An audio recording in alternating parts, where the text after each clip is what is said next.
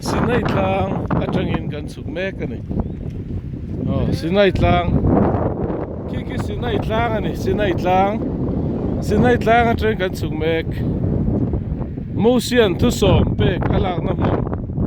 kania vawt ko mai 4 degrees centigrade vel ani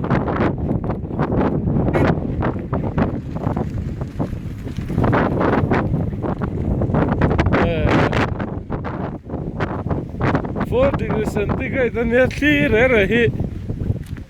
fridge chunga thli tho sela chu tiang chuan min sem sela chu tiang chuan ni sa hian min emlum zo mi lo chu tiang chuan mosia khan kha tiang hun lai khan